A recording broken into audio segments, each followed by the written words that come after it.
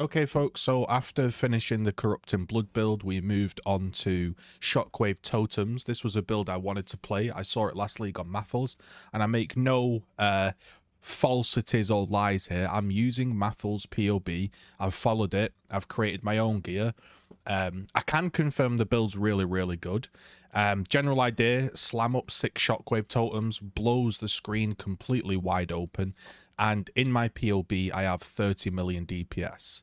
I do have a clip if I pick it out of Discord because my friend wanted to see my DPS. And you will be able to see this is me with AoE in. I couldn't be bothered to swap to Conk Effect. I don't have Val Haste up. It's not perfectly aligned DPS. Not everything hit. But you can see, so you place your totems out with decent cast speed, and it's screen wide, shocking everything, and it has huge amounts of range, because of the Ancestral Protector, which basically makes your totems into a Nova skill. And you can see if I place it, say here, it's going to kill all the way up here, which means you don't have to have your totems near the character, which means it's an actual enjoyable playstyle. Unlike totems previously where you have to get it right close to the target. DPS check is 30 million. We're using Divergent Totem to convert to cold. We have convert to cold on our gloves, and we have 40 convert to cold on the tree. Now, the general idea of the build is the following. Your wand ideally would be like a profane wand with cast speed. Here's what I did. This took a lot of money to make, but for the longest time I was literally using a white wand. I'm not joking either. It just had literal cast speed on it. So I got a cast speed base and I spammed essences onto it until I got spell damage and physical spells. That's it. I then would do prefixes, cannot be changed, and I would run it into a Ashling tier 4 veil, and I would veil it, and it took me 3 veils to get double damage. And then once I'd got double damage veiled, I added on chance to deal double damage, and then I hit it with an exalt.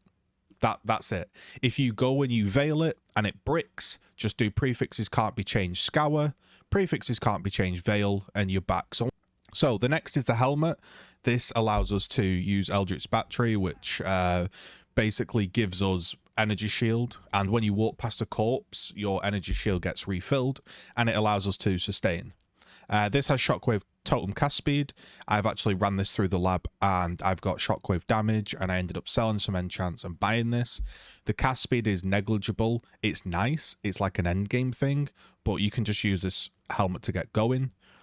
This is like the end game tree I'm showing you, so you don't need all of this stuff. This is like the brittle sapped version, but yeah, the shield, Mathel has a different shield. I have this shield. You can make up your mind which is better. He had like a +1 totem with a lot of spell damage. I decided to go for I got a Redeemer shield and a Shaper shield with +1 totems and minimum frenzy charge, and I slammed them together and then I multi-modded it. And that means I now have 3 frenzy charges, which means 12% more damage, and I make up for that cast speed that I'm lacking because I don't have like the Watcher's Eye that he does and stuff. And also 3 frenzy charge just feels nice, right? It gives you like movement speed and stuff.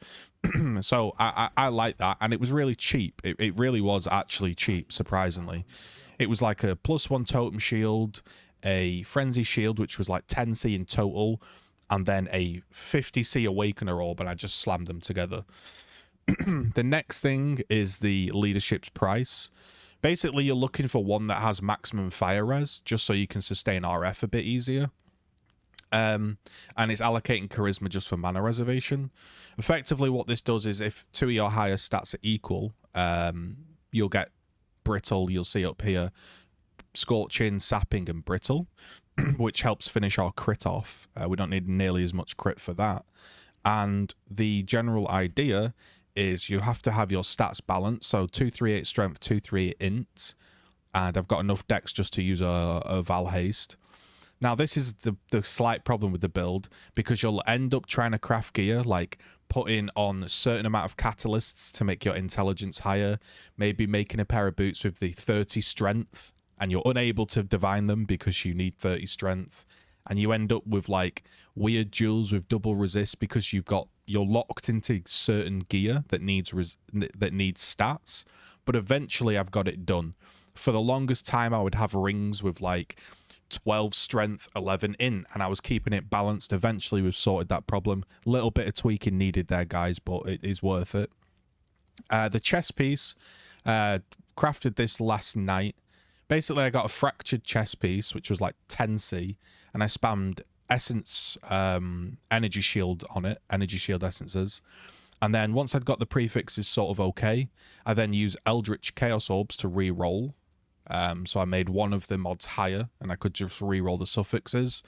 It took about 15 Eldritch Chaos Orbs, which was truly painful because I couldn't hit any resists for some reason. I was just unlucky. And then I'm obviously using strength and dex to balance my stats. If I could balance them any other way, I would do, but I'll leave it like that. Astral Projector, that's your main one. That's what makes the build functional. 1.5 divines. I think mine's slightly a high roll.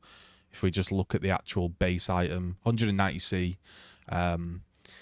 Now, these I ended up crafting in a similar way, so I got some suffixes that I liked off trade. Attack and cast speed whilst focused, dex and lightning. And then I used Eldritch Chaos to re-roll until I just got life. Tier 4 life. I could spend some money and, again, recraft these a little bit better. And then I've got damage with any flask. That's fine. Immortal Flesh with quality and life mana catalysts. So I can have better regen for RF. Also, this has -22 to all res. So actually looking at this, I could save myself 7 resistance, which might actually be the difference. And now that I've seen that, that's going to intrigue me. And then I've put minimum frenzy charge on it, so I've got 3. Again, that's just for cast speed. You can get stats here if you need stats or whatever more resistances. For the longest time, I had a huge resistance ring. Flasks, cast speed, crit,